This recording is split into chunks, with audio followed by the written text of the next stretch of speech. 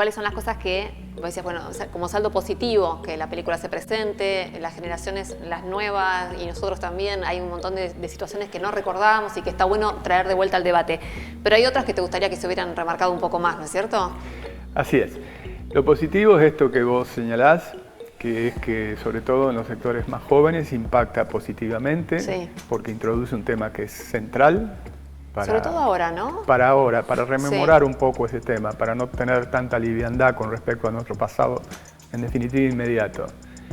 Que es emotiva, porque obviamente uno no puede sustraerse a la emotividad, sobre todo de algunos testimonios de las víctimas, ¿no es cierto? Que eso impacta y por lo tanto genera. Que tiene una cierta familiaridad de cotidianidad que le da realismo, porque a pesar de ser una ficción, la película igual dice en la primera placa que está basada en hechos reales, por eso es que a veces yo tengo una mirada un poco más exigente en cuanto a la contextualización. Me parece que el papel de Alfonsín está muy desdibujado. Alfonsín debió haber tenido un mínimo papel más importante porque sin Alfonsín ese juicio no existía. Y sobre todo la CONADEP, la Comisión Nacional sobre Personas Desaparecidas, 5 segundos alcanzaban. Un poco más. Porque se entiende, la película es maravillosa, los actores son impresionantes, pero se entiende sí que por ahí en esos 2 puntos se podría haber profundizado un poco más para que todos recordemos que fue una decisión política de Alfonsín en ese momento, por ejemplo. Sí, una difícil decisión. Terriblemente difícil. Era mucho más fácil decir que había producido efecto de cosa juzgada como hizo Ludar. Y listo, y se seguía como se salía de todas las dictaduras en la Argentina, con una suerte de amnistía y chau, a otra cosa. Es más, no fue fácil ni para el propio Alfonsín, porque te lo digo incluso como autocrítica. Yo era de los que planteaba una comisión bicameral, no la CONADEP, dentro de los diputados jóvenes.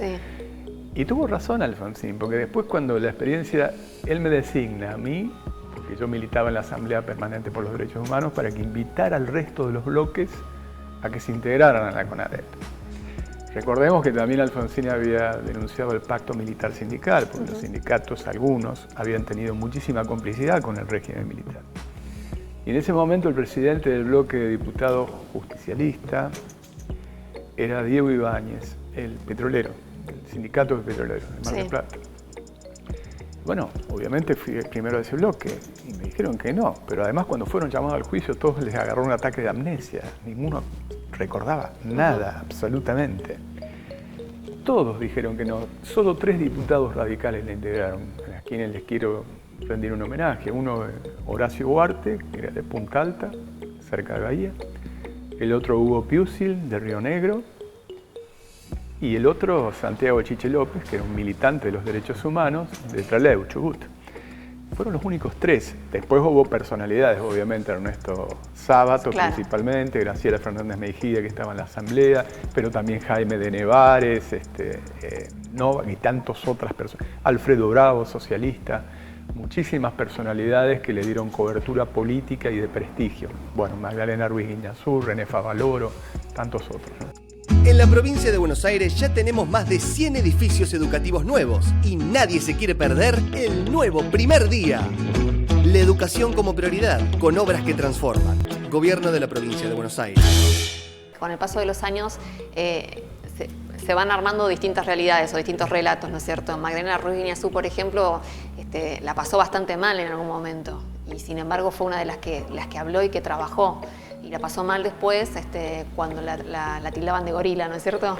Pero digo, cómo está bueno sí recordar cómo fueron los hechos como para poder, no sé, por lo menos tenerlo en cuenta y saber cómo fue la historia argentina.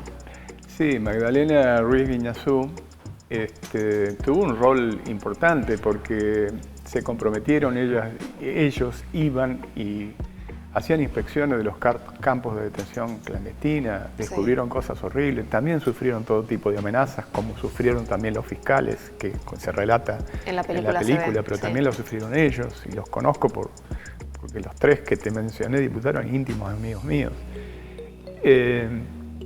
Y bueno, en ese momento tenían miedo.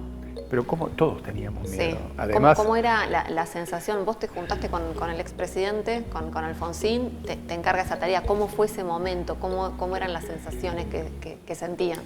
Para mí era un honor, por supuesto, porque yo venía de también militar en la Asamblea Permanente por los Derechos Humanos, había presentado habeas corpus, no me inventé esa historia se está documentada en la época de la dictadura. Y por supuesto Alfonsín, que también la integraba, sabía que yo tenía una posición crítica a la posibilidad de que fuera en la órbita del Ejecutivo una comisión, prefería una legislativa. Reconozco que él tuvo razón. Por el resultado de la propia misión que me asignó, me di cuenta que no hubiese sido posible una bicameral. Y además todos los miembros tuvieron un trabajo terrible, se confrontaron con esos testimonios por miles con los que se ven ahí, por miles. Película, claro. Exactamente. Y en general las organizaciones de derechos humanos no estaban de acuerdo con el juicio. No estaban, absolutamente no. Ni las madres, ni las abuelas, no estaban en favor del juicio. ¿Eso por qué? Porque, no sé, pedían algo que fuera como más contundente, no tenían... Algo aparece en la película como que tienen dudas de lo que va a pasar. Pero luego aparecen también con un rol como que si hubiesen sido los protagonistas, los actores. Y no es así. En realidad las organizaciones hacían planteos más maximalistas que eran prácticamente irrealizables. Claro. Y tenían muchísimo escepticismo hacia la posibilidad de que el juicio llegara a concretarse.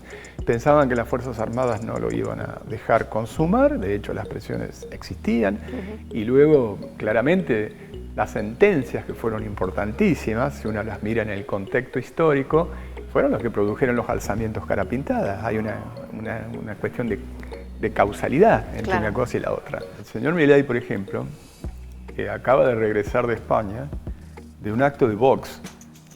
Vox es el heredero del falangismo, de Francisco Franco, que se levantó en contra justamente de la República Española, que produjo una guerra civil del año 36 al 39 con más de 1 millón de muertos, que todavía no han exhumado, digamos, esos fantasmas de la guerra civil española del 36 al 39, que fue prolegómeno de la Segunda Guerra Mundial que se inició en el año 1939.